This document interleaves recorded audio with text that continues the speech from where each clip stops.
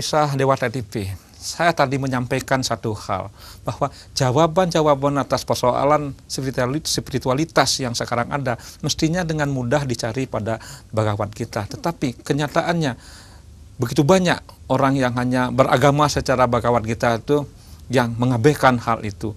Rupanya yang dominan di Bali sekarang adalah agama yang masih ya sewa sidanta begitu, agama yang sebelumnya. Anda sepakat dengan hal itu? Ya, kalau ya bagaimana kita sepakat? Kita adalah orang yang termasuk bagian dari yang menjalani tradisi itu kan begitu kan. Benar. Jadi saya kalau melihatnya, ya saya setuju dengan apa yang Anda sampaikan karena begini. Karena kalau kita misalnya dalam tanda petik hendak memberikan penjelasan penjelasan sastranya dari apa yang kita kerjakan itu, orang lalu merujuk kepada Bhagavad Gita gitu. Ya, benar. Nah, tetapi ketika kita kemudian ditunjukkan kepada praktiknya, ternyata tidak selamanya juga itu berjalan sesuai dengan apa yang kita rujuk dalam rujukan sastra itu. Makanya kan saya di salah satu bagian dari buku itu juga saya mengatakan sebenarnya ada 3 persoalan yang dihadapi kalau kita berbicara Bali ke depan itu. Ya, kalau kita mau ngomong kelemahannya ya, satu, saya kalau maaf saya menggunakan ini hanya sebagai bahasa perlambang saja, sastra, guru, dan ashram gitu ya. Sastra itu kita masih minim sekali, misalnya buku-buku yang bisa menerangkan secara komprehensif tentang tadi misalnya, satu bagaimana persoalan Bhagavad Gita. Dan kemudian dengan bagaimana soal Siwa Siddhanta, itu bagaimana prakteknya di Bali itu kan masih jarang kita melihat. Ada orang yang menulis tentang itu, misalnya bagaimana cara sembahyang, apa itu Siwa Siddhanta secara umum misalnya gitu. Ada yang menulis, tetapi yang merangkum ini secara komprehensif sehingga menjelaskan praktek keberagamaan kita di Bali itu yang belum saya temukan. Itu satu. Kemudian yang kedua, kita juga lemah dalam soal guru. Yang mengajar atau yang mendidik gitu ya, acarya yang katakanlah gitu ya konsepnya itu, yang bisa memberikan pemahaman tentang soal ini, itu juga kita masih kurang. Dan kemudian lalu tempat belajar, kalau tempat belajar ya misalnya sekarang ya coba kita pelajari berapa seriuskah generasi muda kita misalnya katakanlah melakukan pembedahan terhadap satu tradisi misalnya dalam kaitannya dengan ajaran Hindu.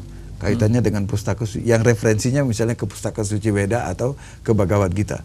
Belum pernah saya lihat. Atau kalaupun ada mungkin masih sedikit jumlahnya gitu ya. Dan itu sehingga tidak bisa kita katakan sebagai faktor yang signifikan untuk melakukan perubahan. Padahal kan sebenarnya ya kalau konon kalau orang mau berubah itu kan dibutuhkan dua jenis manusia kan katanya. Satu yang manusia yang intelektual, dan yang kedua yang kaum intelijensia. Yang kaum intelektual ini melakukan perubahan sosial itu melalui pemikiran-pemikirannya, melalui gagasannya. Kelompok yang intelijensia ini melakukan perubahan itu melalui keterampilannya, melalui keahliannya, melalui skillnya. Dua manusia ini. Dan kita menurut saya dalam kedua hal ini lemah. Dan saya agak cemas juga. Dulu sebenarnya kan kita mempunyai tradisi intelektual yang bagus sekali, misalnya ketika muncul bagaimana perdebatan antara Bali Adnyana dengan Suryakanta. Kenapa itu hilang? Tapi begini, Bali Adnyana Suryakanta itu hanyalah elit saja yang berdebat. Oke, betul, betul. Jadi yang sebagian besar masyarakat asik dengan dunianya. Saya setuju itu. Tapi kita kembali dengan pernyataan Anda tadi. Siapa sih sebenarnya yang salah dalam hal ini? Apakah memang ada oknum barangkali atau penguasa yang sengaja menjadikan orang tetap bodoh karena di situ mereka akan mendapat masukan atau pendapatan dari kebodohan itu, atau memang kalau memang dijadikan pintar risikonya terlalu berat, mungkin ada akan perubahan yang sangat dramatis radikal dalam budaya Bali. Anda gimana?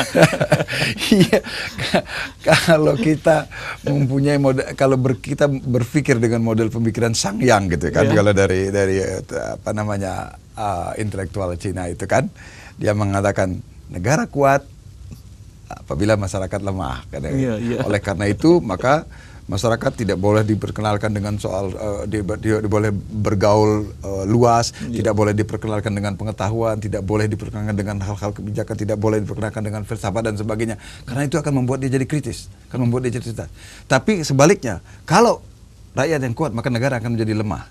Yang kemudian itu dikutip lagi oleh Thomas Hobbes mengatakan Kalau negara yang kuat, maka yang dilahirkan adalah rejim yang otoriter.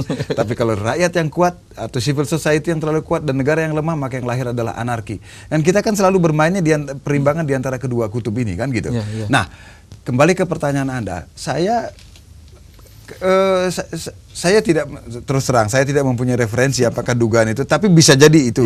Kita pantas bercuriga gitu kan. Ya kalau kita sebagai ilmuwan kan kita harus curiga kan gitu ya, karena kecurigaan itu adalah awal dari kebijaksanaan katanya kan kita gitu. Awal dari penelitian. Bisa juga awal dari penelitian. Nah, tetapi begini, mungkin saya kira benar itu ya. Ada yang di pihak yang, tetapi yang mau saya katakan bahwa ada pihak yang benar, entah secara sadar atau tidak, memang diuntungkan oleh keadaan semacam itu ya. Tetapi bahwa itu apakah itu by design, saya kira kita memerlukan riset tersendiri ya. Mungkin Anda sebagai sejarawan barangkali yang lebih tahu soal itu. Tetapi yang jelas bagi saya ini tidak boleh dibiarkan. Ini tentu tidak boleh dibiarkan karena begini kan, dalam kalau di dalam masyarakat kalau semakin kritis prinsip egalitarianisme itu berkembang, itu adalah ciri bahwa peradaban juga akan berkembang dengan sehat kan gitu. Karena tidak tidak ada satu orang atau satu kelompok orang mengkooptasi pemikiran dan kemudian memaksakan itu sebagai mainstream yang harus diiniin kan, sehingga nangis pun orang harus seragam misalnya kan begitu kan. Itu kan tidak mungkin.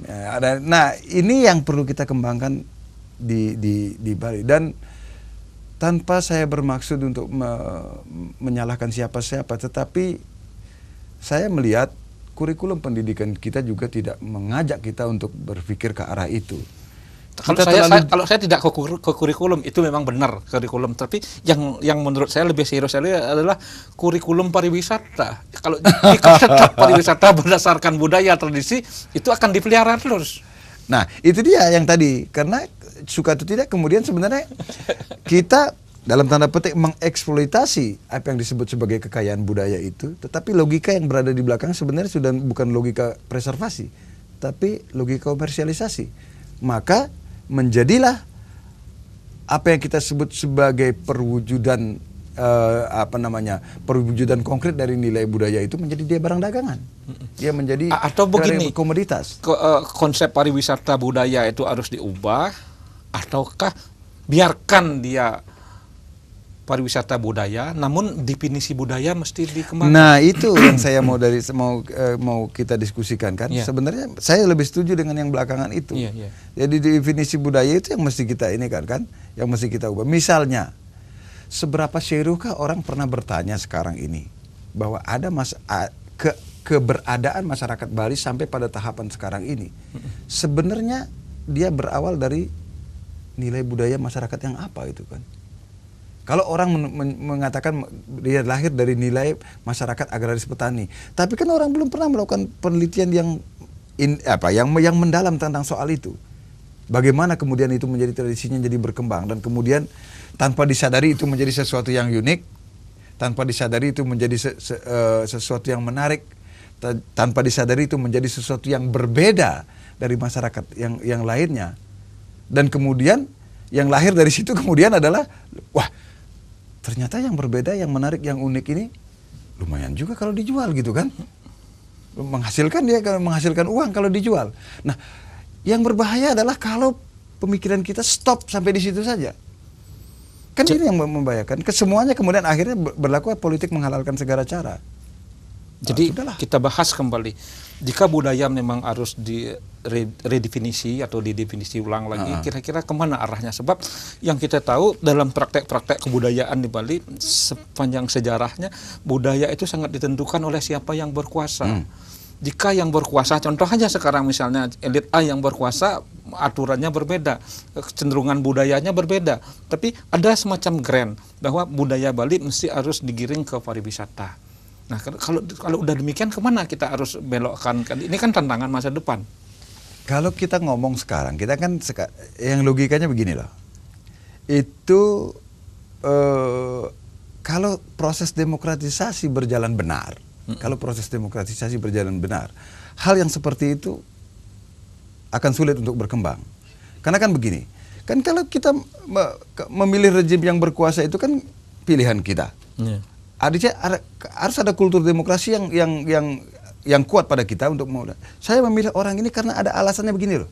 Ini. Nah, tetapi kan masalahnya sekarang enggak begitu. Oke, memang kepala daerah misalnya sudah dipilih secara langsung, tapi logika yang bermain di belakangnya adalah logika bayar membayar. Iya, saya akan mengajak Anda untuk berbicara pembenahan hukum karena sebagai seorang doktor di bidang hukum, saya akan mengajak berbicara itu kemana kita harus melangkah. Tunggu setelah yang satu ini.